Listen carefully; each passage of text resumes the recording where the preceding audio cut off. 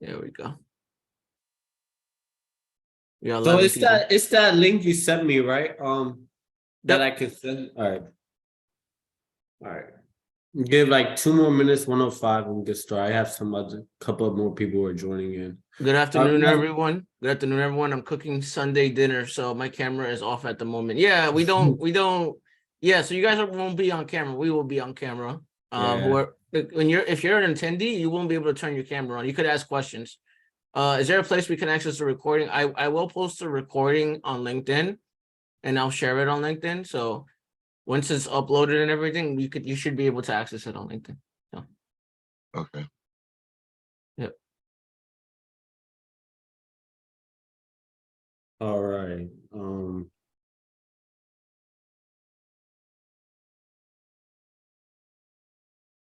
Let me see something.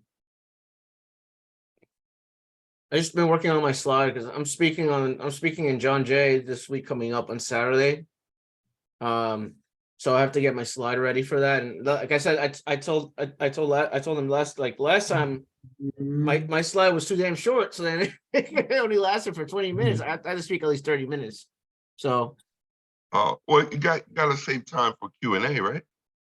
Yeah. For me, it has to be 50 minutes. It has to be 50 minutes, so you have to have at least 30 minutes or 35 minutes of talking. So my slide was so short, it was like 20 minutes only. And I went too fast. I went too fast on it. Yeah. So, that's right. You was nervous, huh? yeah, I went too fast on it. So I'm like, okay, I got to make the slide a lot longer now. So I added more stuff to it. So I'm using the same slide I used when I was in Texas, but I added more stuff to it. So. Okay. Yeah. All right. So I'm glad everybody's here today joining on this wonderful Sunday evening. Vinod, before you start, just do a little sound check, make sure everybody can hear and see us. Can everybody hear me? Share your screen if you're doing if you're gonna share your screen or present. No, I'm just gonna talk. So I have some questions for you guys, but looking like everybody can hear me. Okay, so, good. Because we're gonna start the recording. So no, it's already recording. Oh, it's already recording. Yeah. So first and foremost, I am grateful that you guys were able to join this webinar series today. I've actually officially launched my podcast series called Jumpstart to Tech, Your Path to Success. My name is Vinod Akunuri. I'm an IT consultant and an IT instructor. I'm still in the beginning phases of my tech startup business, but I'm currently teaching middle school and high schools CompTIA certifications to prepare them for the job workforce for when they leave high school. I would like to introduce you to Professor Roger and Kevin Apollinero. These are two tech prominent leaders in this industry. They're going to be here to share valuable insights on what they feel as though will help you all succeed in tech. Today's topic is on skills for success, navigating the job market within the tech industry. But before we get started, I would love for Professor Roger and Kevin just to, give a short introduction about yourselves so people know your background and where you guys are coming from.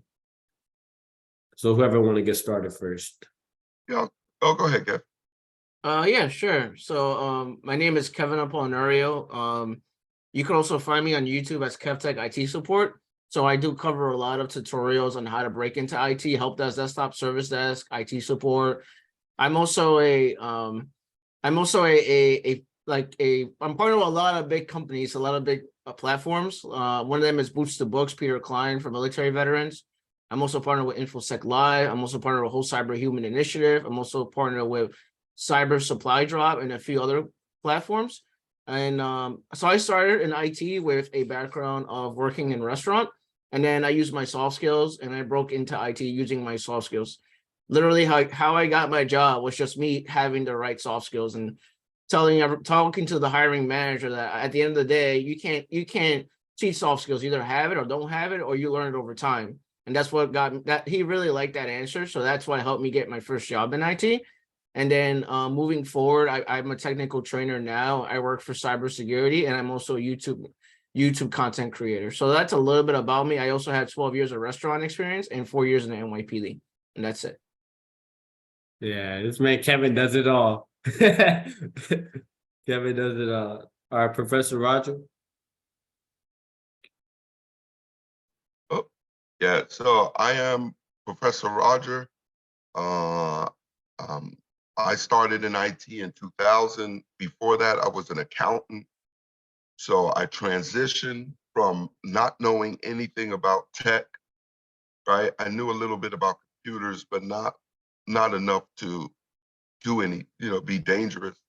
And I transitioned from that into IT, right? So I understand everybody that transitioning from one career to another, I understand the pains of that.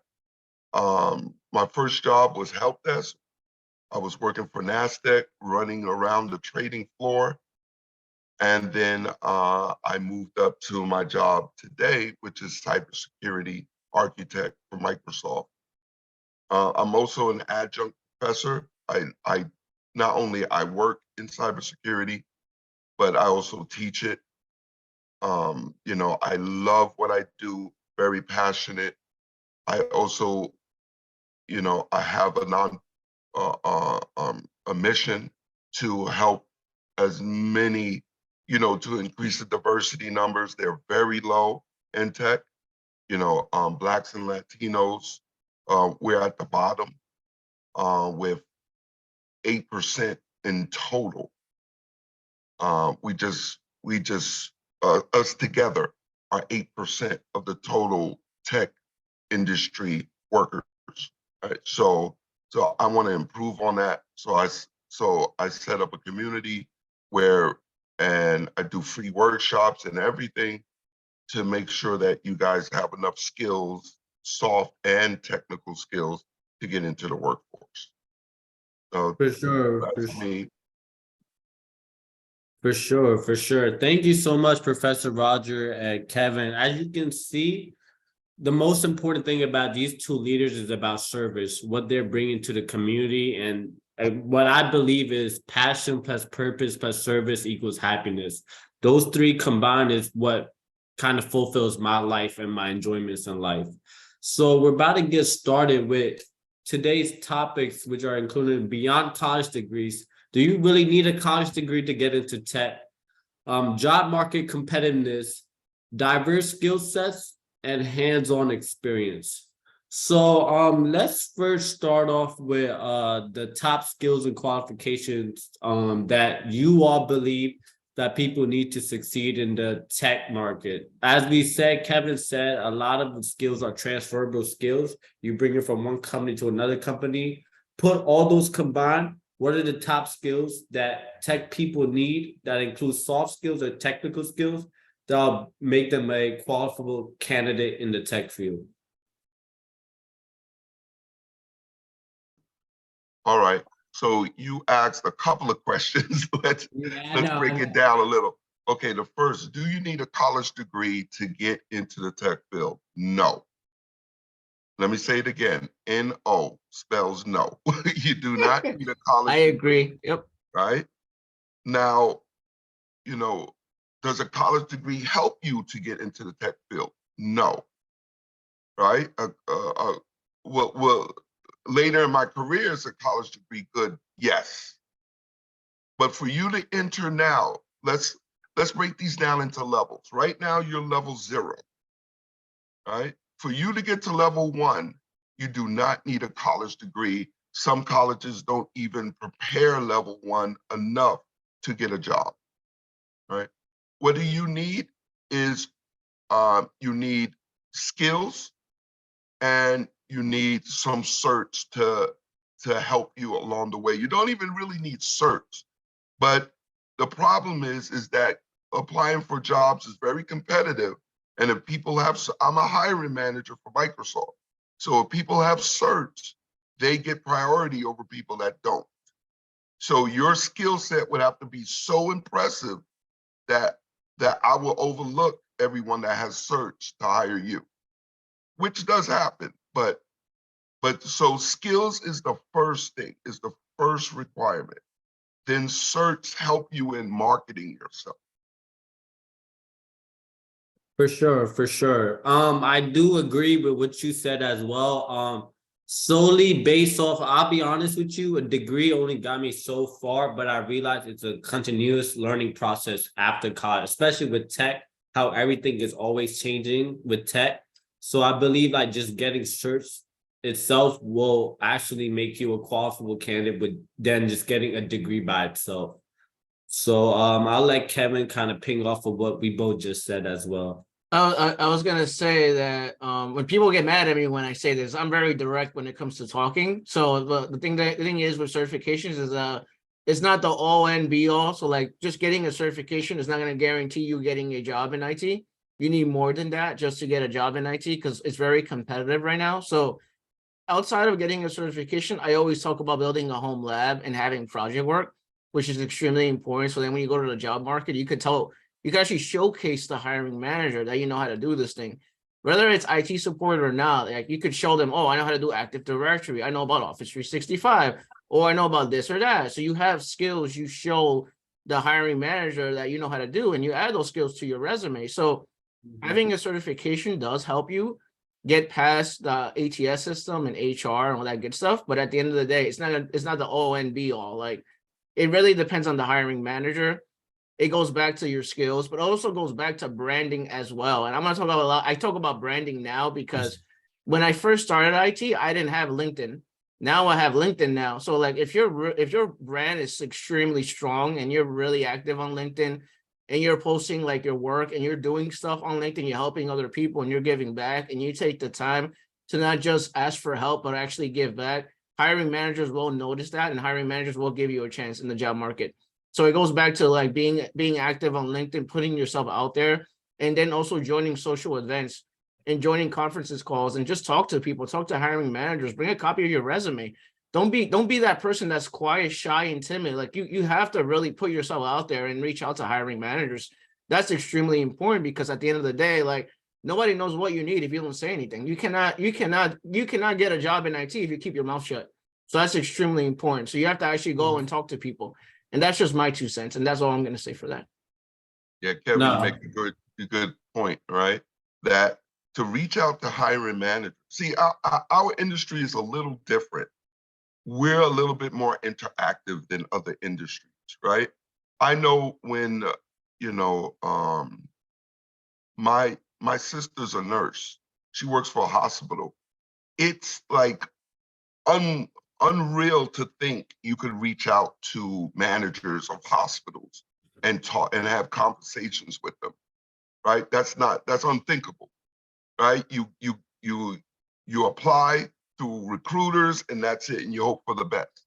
But here in IT, we're more interactive. A lot of the hiring managers are part of the community, right? So you can reach out to them on LinkedIn, on Discord. They're all on social media, right? And so you can actually reach out, have a conversation. You can even ask them what jobs are open, what are you looking for, right? That was unheard of before, right? So LinkedIn has really opened the door and created a bridge between hiring managers and recruiters and people looking for jobs, right? So, utilize LinkedIn. That's a powerful tool in our industry. I understand in other industries, they don't even know what LinkedIn is. My sister, she doesn't even know what LinkedIn is, really, right? It serves no purpose for her industry. But for us, we use LinkedIn heavily. All right? the time. Yeah. And not to cut you off, I was going to say that I got 3 of my jobs being on LinkedIn.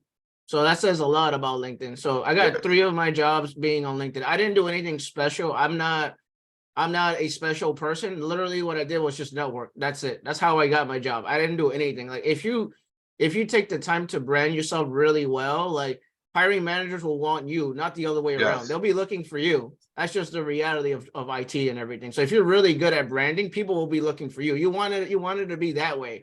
So then you're never go jobless when you go and apply for jobs.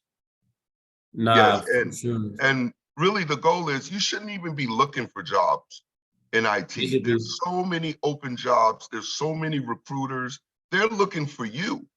The problem is they can't find you, right? So it's like you're in one bus station, I'm in another bus station, right? We need to get to the same station so I could come pick you up.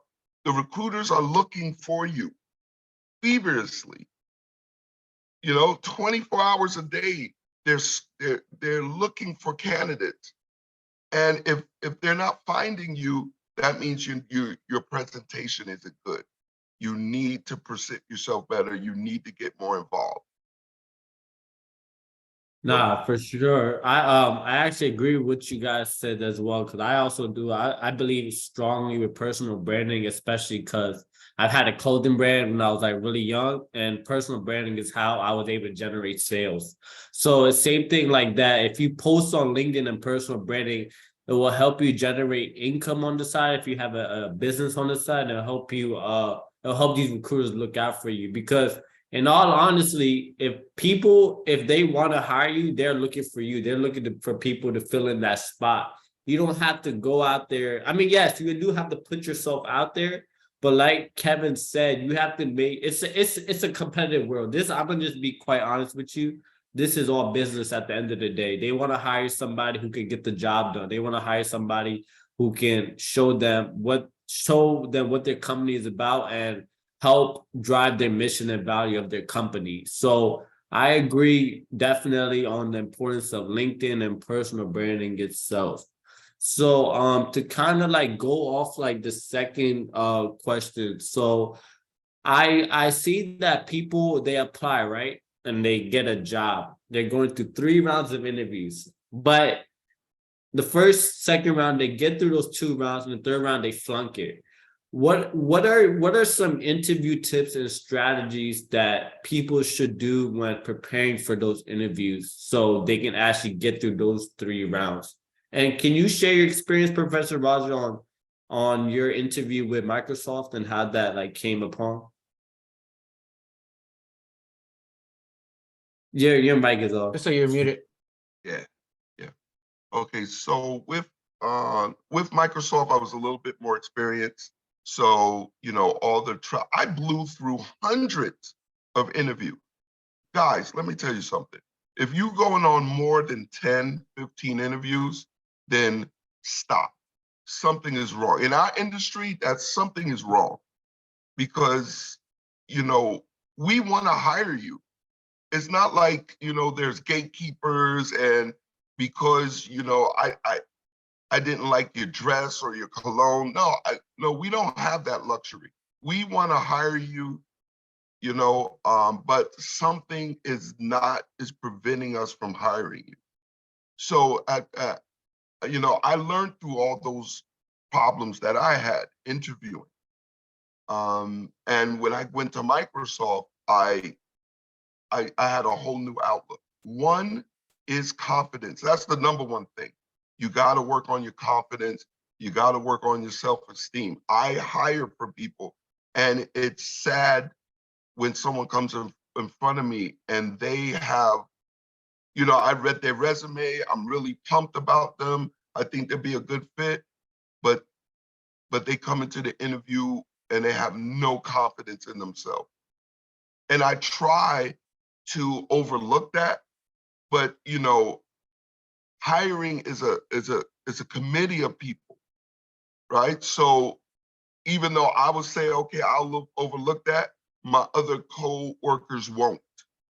You understand? So it's very, very important that you come in with confidence of your skill, confidence that you want to be here, confidence that this is the job you want to do, right? This is the company you want to work for.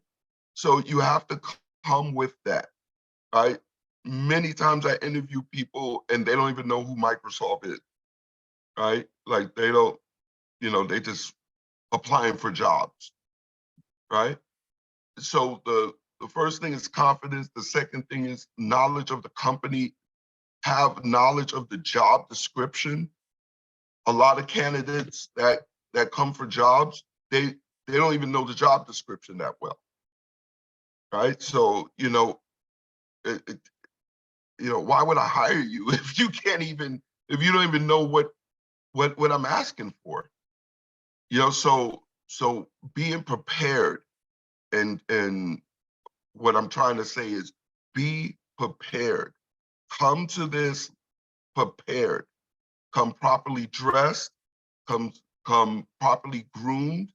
Right? If you're doing, make sure your computer, everything is working fine. Your area has no distractions. Make sure you understand the job and the job description. You understand the company. You know what shift you're going to work. Come prepared. That will give you an edge over everybody else. Believe it or not, a lot of people don't come prepared. So you see 100 people apply why do you see 100 people apply for the job and the job is still open? Because a lot of people don't come prepared, right? So make sure you come prepared, right? Be able to answer the questions properly, practice that. The best way to come prepared is join a community, get a mentor, join a community that can help you become prepared. It's like practicing in the gym, right? Get a trainer, get a workout buddy that could do mock interviews with you, that can make sure your resume is good, that can make sure you understand the job description. Come prepared. This is not a joke. You're sitting in front of experts. You can't bluff them. You can't, smile at them your way through. No, this is serious, right? So come prepared. For sure, for sure. No, I definitely like what you said. I'll let Kevin kind of ping off this as well. Yeah, with me is I'm gonna drop some gems here because I always try to drop some gems. So for me, the first thing for me is very important. Like, even before the job interview, I'm gonna give you advice on stuff before the job interview. The first thing I'm gonna say is, please, for the love of God, do not spray and pray the resume. So a lot of people that are brand new to IT, they tend to spray and pray the resume, especially when the resume is not tech related. So if you're applying for jobs and you're not getting any job interviews at all, take a step back and look at your resume. Please, for the love of God, please fix your resume. If your resume is not working, you may have to have someone reevaluate your whole resume. So that's extremely important. Do not spray and pray your resume and expect it to, like, if I get a sock and throw it on the wall and I expect it to stick, it's not gonna work. So let's not do that, okay? With resumes, por favor, please don't do that. So that's extremely important. Number two for me is, when it comes to job interviews, I always tell, and this is how I train my students. I'm a technical trainer, right? So I train my students to record themselves. So if they go for a job interview, even before going to the job interview, I'm like, okay, can you record yourself and see how you answer certain interview questions? Or can someone in your family interview you? That would be number two for me, or number three for me. Ask someone to actually interview you. And then number four for me would be, like, it really depends on the hiring manager. Like, and I'm talking about specifically entry level roles, right? Some hiring managers, they will hire you if you're very technical. Some hiring managers, they will hire you if you just have an amazing personality. It goes back to your personality and if you have confidence, right? So, like, if you're a likable person, like, I'm talking about specifically me, because I have interviewed over 40 IT managers and directors in 2022 in cybersecurity. And they all gave me the same answer. They all said that, can I work with this person 9 to 5, or am I going to strangle this person? So, like, at the end of the day, like, if you have an amazing personality and you're really good and you know your stuff, like, that's going to make you stand out. Just make sure you have an amazing personality. Just make sure you're not a jerk, because nobody likes to work with a jerk. And then make sure that you know your stuff. It's extremely important that you know your stuff. So we tell people, like, please, for the love of God, like, go in the job and interview, prepare, make sure you do your research, make sure you do your due diligence. And another hack for me, because I like to talk about, like, life hacks, would be go on LinkedIn. Go on LinkedIn, look at the job posting, look at the job, look at people that work in that company and add them as a friend, and then talk to those people and then get some insight on them, and what the questions you may be asked when you go to the actual job interview. So that is a hack right there on LinkedIn. So, like, if you see a job posting, you want to find out who's the IT department, right? Go talk to them and go reach out to those people, build genuine connections. Okay, so how is this hiring manager, or how is this person? How is a day in the life being in this job? Or what's going on in this job. Like, you want to get as much information as you possibly can, because the last thing you want to do is, and I'm going back to jobs, is you want to go for a job, you get hired, and then the job sucks, right? And you're miserable, right? So also that's very important. Do your research, figure out if you like this job or not, because I don't want you going into a job just to get a job. I don't want you to be miserable, right? So do your research, talk to hiring managers, talk to people, and reach out to people. And that's my 2 cents right there. And that's it for me. Nah, for sure. I definitely agree. And especially what Professor Rogers said, it had actually got me thinking, if you're applying for 10 to 15 jobs and you're not getting an interview, why are you still applying? There's something wrong on your end that you There's need to something do. wrong with your resume. There's something wrong at your, is either something wrong with your resume that you're doing. And I know during the end, I'll have Professor Ron drop his Discord. I'll have Kevin drop his YouTube videos as well on resume writing and stuff, because they definitely have some good insights on that. So our next question. So Kevin, this is kind of just on you. So I do have a lot of my friends and stuff.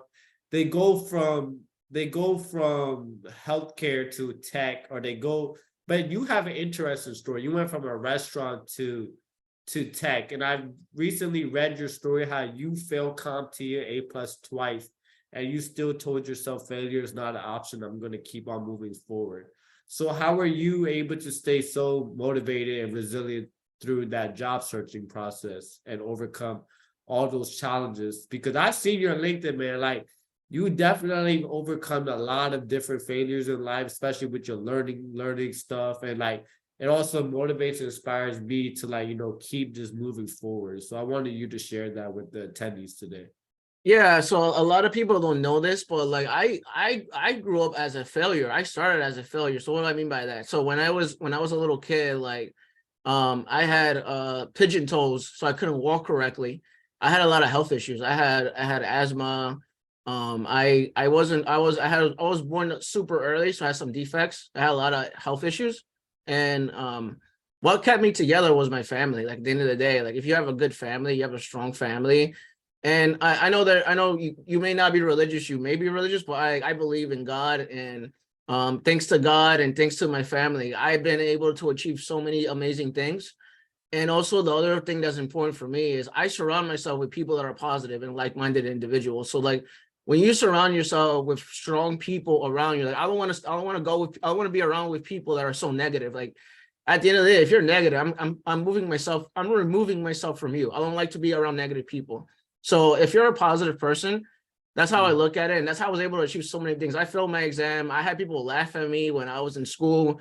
I didn't have an easy life in high school, just letting you know. Like I got bullied a lot in high school, and kids were never nice to me. And then I moved out of high school and I went to John Jay, and I had that same issue as well, going into school, going into college. And when I went and I took my exam and I failed my exam, I'm like, man, is IT for me, or am I wasting my time in IT? Like I don't think this is for me. And then I had my family and my friends come back to me like, no, Kev, don't give up. You got this. You figure it out. And then I got my A+ and I passed it. And at the same time, I was in a massive depression because my dad was taking dialysis, and he took 5 years of dialysis. I don't know if you know that, but my dad had a kidney transplant and he's okay now, but he was taking dialysis at the time. So I've been through a lot. Like I took care of him. I've been through a lot in the NYPD as well. And I just told myself, like, I'm going to make a YouTube channel. I'm going to prove everyone wrong that I'm able to do this. I'm able to help other people. I'm able to do my own thing. And that's the reason why I give back to Raíces Cyber, which is a nonprofit organization for minorities in IT. And that's the reason why I give back to Peter Klein Boots to Books for military veterans, because I'm not a veteran myself, but I did work in the NYPD. So like, it goes back to karma, and I believe in karma, and I believe that if you do good things, if you give back to the community, it comes back to you 10 times fold. And you do it with good intentions. You're a genuine guy and you're a genuine person just trying to give back to the community. It'll come back to you. All you gotta do is just believe in yourself, and all you gotta do is be kind to everyone, and then give back. And if you're not having a good day, like stay away from social media. And if someone's yelling and screaming at you, like I tell them, God bless you, have a good day. I hope your day gets better. And I don't like anything bad to happen to someone else, because I've been through a lot. I would never want that to happen to them. So that's just my story. I always been a positive person. I lost 50 pounds in 5 months. I was a size 40 in pants and I dropped down to a size 30. And I'm able to do it because of my family, my friends, and God, and just having so much support around me. That's what really helps me out. It's the support around me. Hopefully that answers your question. Nah, Yeah. for sure. The reason I asked that because you brought up a good point. You didn't fail CompTIA A+ once. You failed it twice.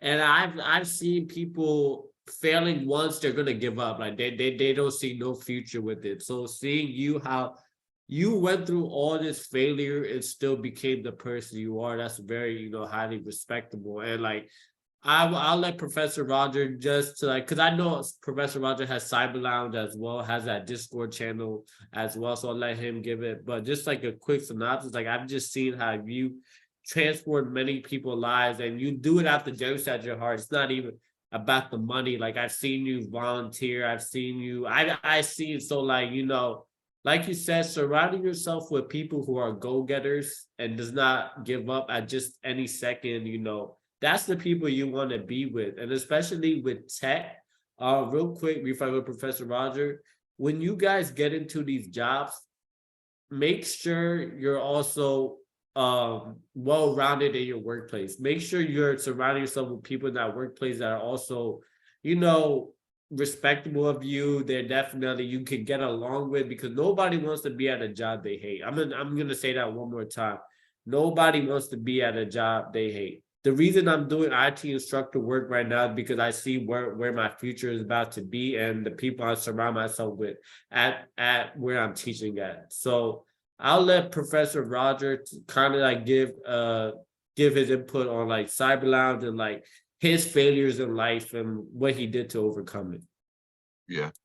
So Kevin made a good point. When I started out, I wasn't as lucky as you guys have, right? There wasn't a lot of people on social media trying to help out. There was no Kevin, right? I had to figure it out on my own. I get advice, but the advice wasn't good enough to help me. And everybody's story is different. So, I failed the A+, the Network Plus. I failed it too. I was like, what's going on? And I went to college and that really hurt me because I'm like, what's going on, right? But failing, there's nothing wrong with that. Everybody fails. Failing is just a part of life. When that action becomes a noun and you become a failure, that's a problem, right? Failing is just a verb, just like running, just like walking, right? When you become that failure, when you let that failing overtake you and you become a failure and you quit and you give up, that's the problem. So don't worry about failing. You're gonna fail. All the time. Let me just clear that up. If no one ever told you, today I'm gonna tell you you're gonna fail, but you're also gonna succeed too, right? Me and Kevin work on helping people get success. There's many people that come to me that failed the exam, that failed the interview, and we just talk it through and we work out what the problems are and we try again, right? That's the beauty of humans. We try again, right? Until we succeed. We have what is called determination, right? So Kevin made a good point about community. You need to be part of a community, guys. Don't do this on your own. It's extremely hard and you're gonna waste a lot of time, right? Because there's a lot of rabbit holes you can go down. There's a lot of avenues or exits you could take off and they will lead you down the wrong path, right? Get with a community like me and Kevin's community. There's a lot more organizations out there. Get with them so you could be around people that are on the right path and will keep you on there, right? It's hard to navigate. Yeah, I definitely agree with what you said. Community is very, very important. And based on what what both of you all said and what I noticed with Professor Roger, he is a resemblance of what a community is based on his Discord channel, how everybody communicates in that Discord channel, sharing their success about their certification. And we have people who congratulate them for them getting their certifications. And so that is a sense of community when everybody comes together and help each other out to reach the level of success. Community doesn't mean ball hog it all, everything you have. Life was meant to share your knowledge and skills for other people to succeed as well. There's some people who feel as though, oh, I'm gonna just ball hog and keep these skills and knowledge so other people can't make money. No, I'm just gonna be quite honest with you. It doesn't work like that. If you know you have skills and knowledge that can help another person succeed, why not help them? At the end of the day, you both are making money. It's still a win-win situation. There's no competitiveness between friends and family. I'm gonna say this one more time. There's no competitiveness between friends and family. And if you feel as though there's some sort of competition between you and your friends or you and your family, I'm gonna say my best advice is distance yourself and find a new circle of friends to be around, because every friend you have should help support and elevate each other to success. I have calls with my friends every day talking about some, oh yeah, I just secured a real estate deal, I did this, and all we do is just be happy for them. So I'll let kind of like Kevin talk about one more thing today. So there's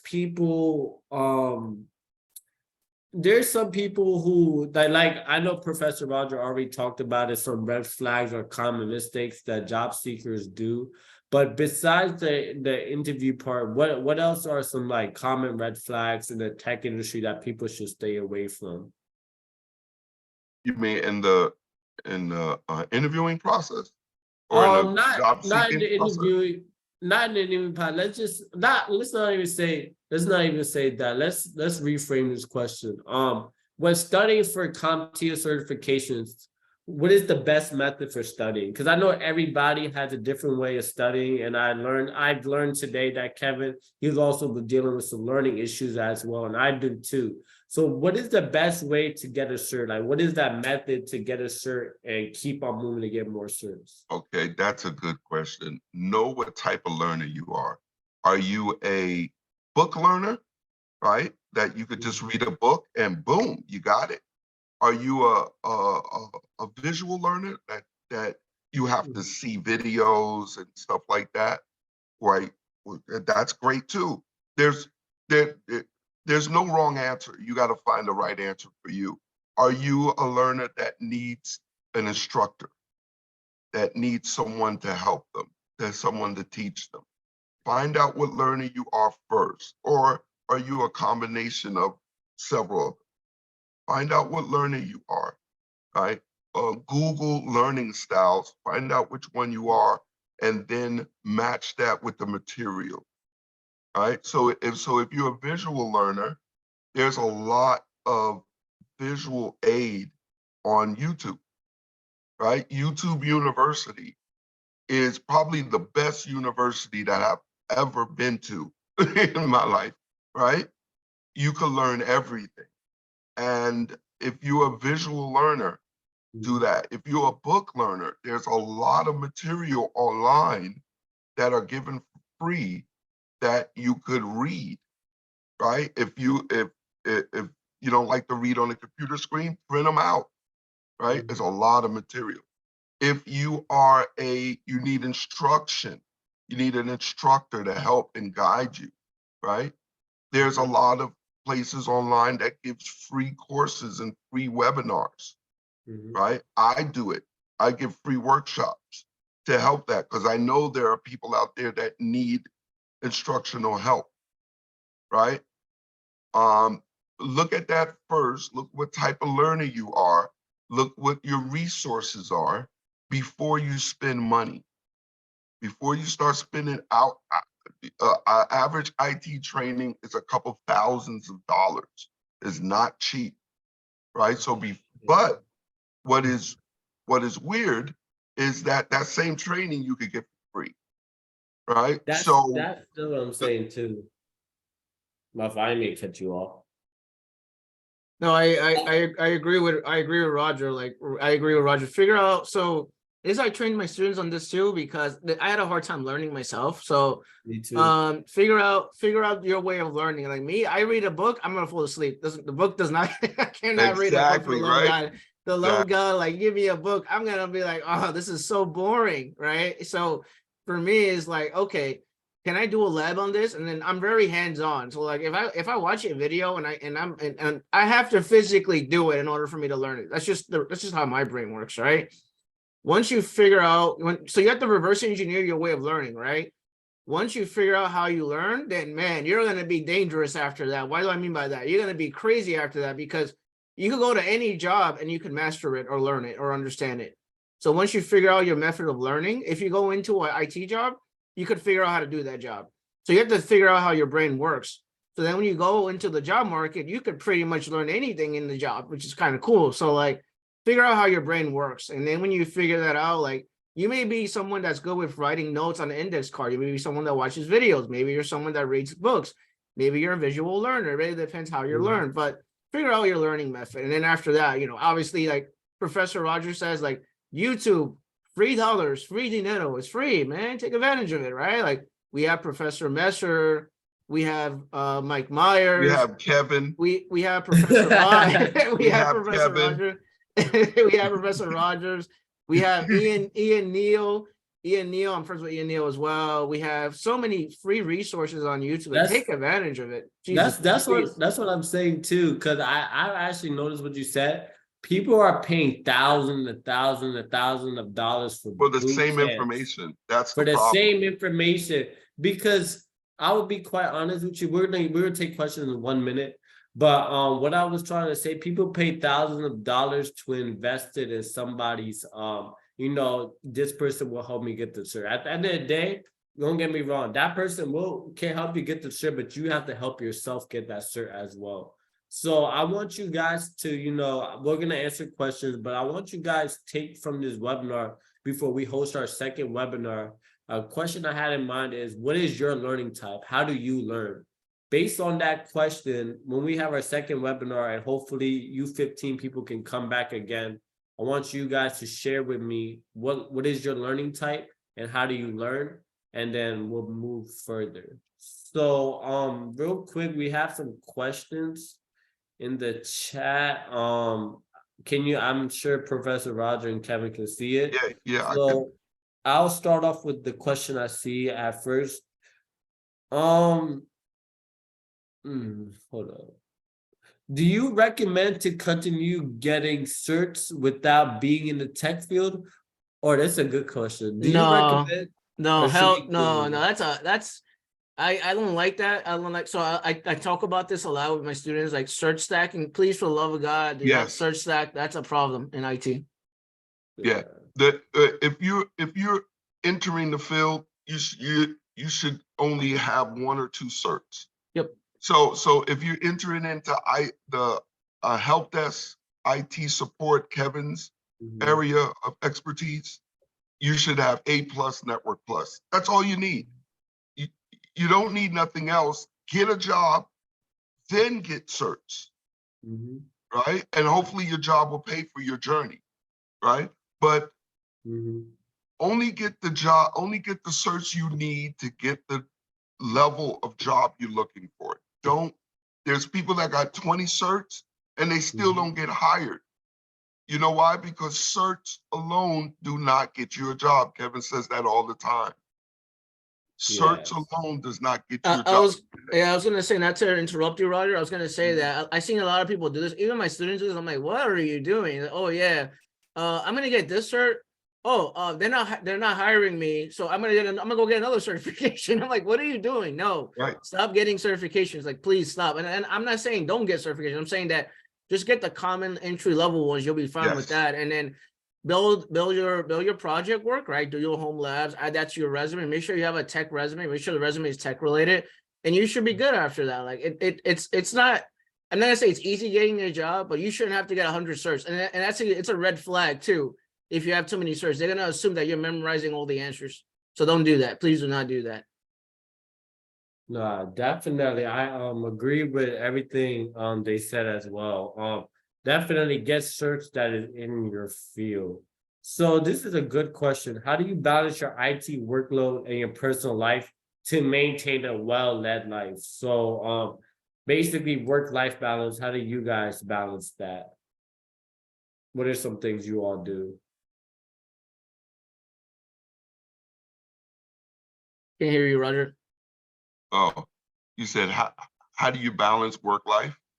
Yeah, how do Okay, you all balance your work-life all right. balance? So let me explain this to you because I think this gets confusing, right? About that word balance. Balance doesn't mean 50-50. Balance just means that one thing is not overtaking the other, right? I can manage them all.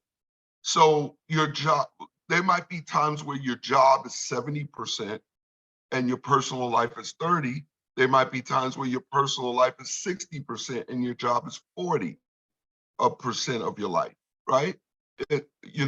Just knowing how to manage and balance that is the art, not the art of trying to get 50-50. No, the art is sometimes the job demands more of me, and sometimes my personal life demands more of me, making sure you can balance that, right? And knowing that both of them are important, right? I was a workaholic. What a workaholic means is that I wouldn't do my laundry because I'm at work. I couldn't balance my personal life because I was at work more than my I was doing more work stuff than my personal stuff. And my life suffered. I didn't see my friends. I didn't see my family as much. My mom had to call me one time and say, "Where are you? Right? You haven't come into events or anything." Right? So the balance is know how to keep things in priority and how to make sure that you can do both. You can live your personal life, be with your friends and family, and you can work and you could study, all that, put that in perspective, right? Make sure you call your mother. That's what my mom said. We're good. Regardless of what you're doing, make sure you call your mother, right? That's work-life balance, right? To No, make for sure your sure. personal life and your work life are both equally important to you. Yeah, I would actually like to share with this. I had my father, he once told me something that was very, very important. Do sacrifice your 20s working hard to get the life you want when you get to your 30s and 40s. I'm not sure what is everybody's age group in my attendees, but when I looked at the demographics, everybody looked like they were still in their 20s. Sacrifice this time, work hard, work your butt off to make sure the life that you want when you're in your 30s and 40s are set. I've seen people that are in their 40s and right now they're struggling. Everybody has a different life story, but they've even told me, because I'm still in my 20s, they told me work hard now so when you get to a certain age you don't have to keep on working hard and hard. Life doesn't get easier, but you can have like a set career path for you and you're not stressing about the things you would usually stress about.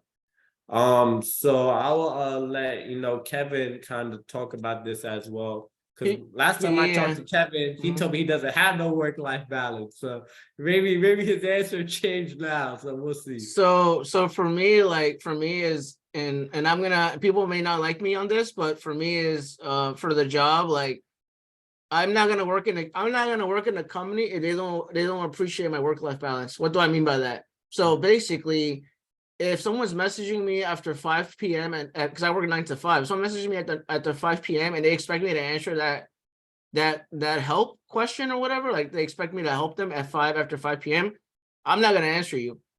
So right when I was, and I'm going based on my experience, when I was working in IT, I didn't have any balance at all. Like literally, if you message me at 5, I would answer you at 5. If you message me at 6, I would answer you at 6. Now that I've been in IT for a while, I set boundaries with my job.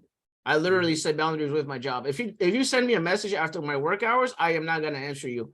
Unless it's an emergency, then I may answer you. But for the most part, I try to have a hiring manager that respects my work-life balance. And I work for cybersecurity now, right? So my manager respects my boundaries. He does not message me in the middle of nowhere. He don't do that. So like you have to find a company that values your work-life balance, that they value that if you work 8 to 5, you work 8 to 5. That's it. There's no I'm gonna message Kevin at 1 a.m. That's how it was in my other job when I worked for a Japanese asset management hedge fund. The CEO would message me at 1 a.m. because he's in Japan and his account is locked out. And I'm the go-to guy. I'm the executive support guy. He's like, Kev, I need you to unlock my account. And I'm over here still up and I have to go and unlock his account. So you have to really set your boundaries, right? So learning, like being in tech for a really long time, I set my boundaries now. So 9 to 5 is my boundaries. And then after that, like I take care of my family, I work out, I do my things. I do my calls and stuff like that. So like, that's how I balance it. That's why I'm not that stressed out because of my job. Because like 50% of your stress comes from your job. If your job sucks and you're miserable, then you're not going to have balance, and you have no balance, you're going to be miserable the whole time. So find a job that, values you. And when you figure out and find that job that values you and values your time and efforts and everything, you should be good after that. So I don't have issues with work-life balance because my job does not they don't message me in the middle of the night. So figure that out, find a company that values you. And that's it. That's it for me. No, for sure. I agree with what you said as well. Because work-life balance is definitely important. Like for me, I like going on walks. Like I'll leave all my electronics at home and just go for a walk just to see the nature and stuff. And I'll come back and feel a bit more rejuvenated. So real quick, if anybody here actually, if Kevin allows them to speak, I can get in more questions. You can speak, and then we can talk. We have a couple more minutes left. I'm gonna look at here, see if I see any other questions. This Zoom platform doesn't allow for. Okay, all right, that's cool. All right, we're gonna look. No, there's an attendees button. If you go over there, if you go and highlight the person, you put them allowed to talk. It gives you the option to do that. You're both co-hosts. All right, so if anybody want to talk, we go ahead. Just raise your hand. You can raise your hand. Okay, I actually like this question. Is it really hard for entry level, especially women, to know how to navigate their early careers in the tech industry? How did you learn to strengthen your voice? So as a man, as a male, Kevin, I'm guessing what she said is, how did you learn to strengthen your voice? Like, despite all you went through, how did you learn to personal brand on LinkedIn and always posting and not caring what others think? How did you learn to do that? And what advice would you have for women trying to navigate their early careers, trying to personal brand themselves? I love that question. Why do I love that question? Because I wrote a book for women in IT. So I wrote a part of a book for women in IT. And if you go online and look for let me see if I could find it. So you have to find your community first that is positive and like-minded individuals. Like me, I'm partnered with women in cybersecurity. So I'm partnered with them. So like for her asking me that question, go reach out to them. Women in Cybersecurity is a LinkedIn group. I have a second LinkedIn group called Women's Cyber Jitsu. So Women's Cyber Jitsu is another group for cybersecurity advocates for females only. So there's 2 groups that I'm friends with. So I tell you, go reach out to them. That's number one. Number 2 for me is ignore all the noise. Like regardless of people putting you down and being I call it, what I say, negative Nancy. That's why I say negative Nancy. Like regardless of what people think, just do you, do you, and that's it. And how am I so motivated? It's because I used to do martial arts, so I was a judo guy. So being a guy in judo, being in mastering fundamentals and having a strong sensei, he changed my whole mindset. Because when I was almost 200 pounds, I couldn't do backflips or front flips, right? So my sense is no, you could do this, you got this, you could roll, you could do all these things with your body. And I didn't know I was capable of doing all this, right? So he motivated the living hell out of me. And that's my motivation was my sensei, my friends, my family. All those things are very important. Surrounding yourself with a positive, like-minded individual, strong community, that really affects you like crazy. If you have people that are negative all the time, then obviously you're not going to win. The only way you win is by surrounding yourself with positive people. That's just the reality of IT. And hopefully that answers her question. Yeah. Real stuff. I'm actually part of Under Armour's Women in Digital group as well. So I help lead that group as well. So I definitely believe in like, more women getting into the tech field and getting these leadership, Yeah. like project management roles. This is Yes. really Also, important. too, let me say something about that. This is a male-dominated field. It's a white male-dominated field at that, right? Let's talk reality. I don't want to sugarcoat anything, right? This is a white male-dominated field. So our voices do go unheard, and we have to do extra and be extra to be heard, right? So make sure you understand that. Women getting in the field is male dominated. You might be the only woman in the room, right, of other engineers. And there is a such thing as mansplaining. There is a such of men and their attitudes toward women, some men and their attitudes towards women in this field, and they feel like they're not competent enough. You are going to go against that. So it's very important you get your voice. It's very important you have a support Roger, team Roger, together. Roger, not to interrupt you, I agree with you. Like, yeah, you need to have a voice, especially if you're a woman in IT. It's very important that you have a voice. That's super duper important. Not to interrupt you, but like I always talk to females, right? And I'm like, you guys have an advantage over males. Like, what do you mean, Kevin? You have an advantage because you're more like, you have more empathy over males. I'm not sure if you know that, Yes. but they have more empathy over, like, especially being a mom or something like that. Like, you guys have more empathy, and I seen it, and I wrote this in my book a lot. Like, time and time again, when I worked for an MSP company, I worked IT support and IT support for an MSP company, and the half of my job, like 50% of it was females, and the customer will get mad, and they have just amazing soft skills and Yes. very good empathy, and versus a male that would just scream and yell at people, right? Like, so like for me it's just like females have more patience than men. That's just my personal opinion, and I could be wrong, but that's my personal opinion. So Yeah, no, that's true.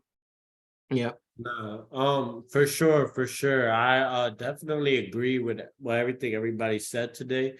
If Kevin, Professor Roger, if you guys want to drop your links to your LinkedIn, your Discord, any of that down, that's perfectly fine. Real quick, so this is not just the first webinar series we're doing. Like, we three are our literal business partners, so we're gonna be doing 2 more webinar series, and then I have an individual one-on-one podcast with these two people, Professor Roger and Kevin. So that's going to be on Apple Podcasts in May and June. I'm getting the dates figured out for them.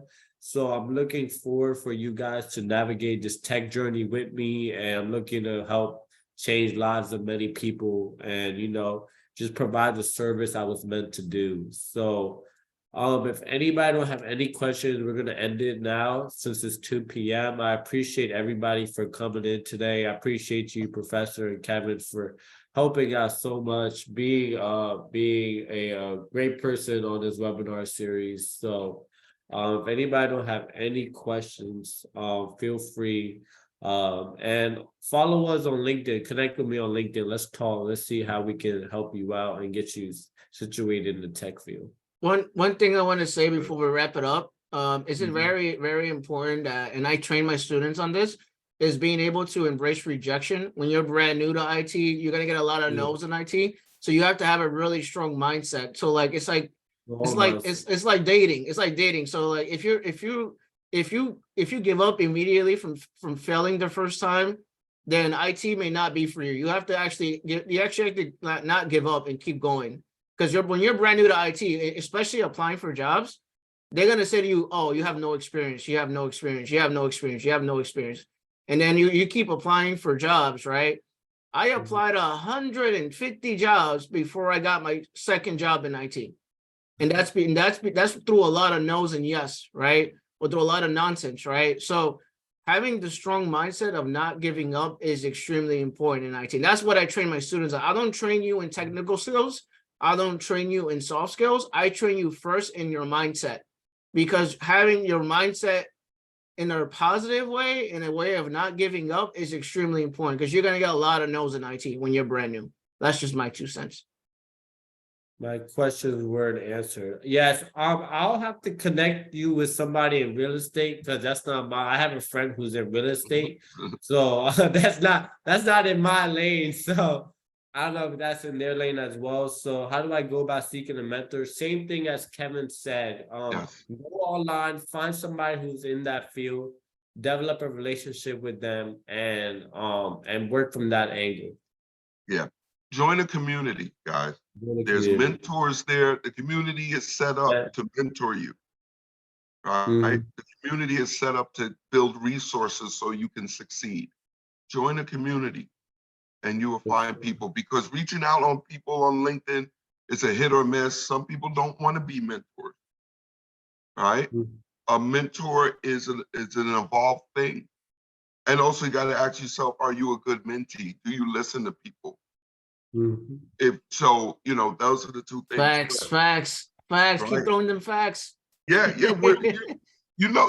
Kevin, me and you are mentors. And how many people you mentored and they don't listen, and then they come back, ask the same question again, right? Mhm. 3 Yep. months, 6 months later, they ghost you, and then they come back, and it's like nothing ever happened. Say it loud so everyone can hear you in the back row. Right. Facts, man. Facts. So, before you look for a mentor, make sure you're a good mentee.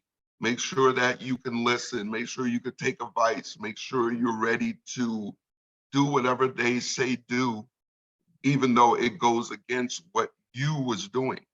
Sometimes, we're stubborn.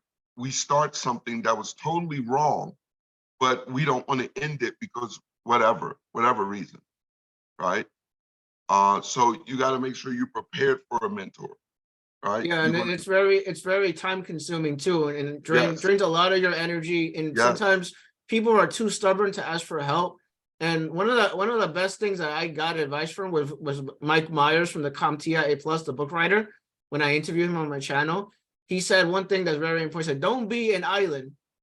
You cannot do this by yourself. You need to ask for help. Always ask for You help." can't. This field is too big to do it by yourself. You will fail. Mm-hmm. Definitely. Thank you all so much. Once again, we'll be having our next webinar series very soon on personal branding, professional networking, and mastering LinkedIn, how to network like a pro, how to maximize your network, and how to build a professional network. So I appreciate everyone here for joining. I'm going to have to hop off this call soon. Thank you, Professor Roger and Kevin, for taking the time out your day to join the webinar as well. Thank you guys so much. Thank you for having us. Appreciate it.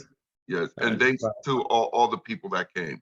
Yep. Hey, Kevin, could you please send me this recording as well? Yep. I'm gonna stop recording right now. Okay. Thank you.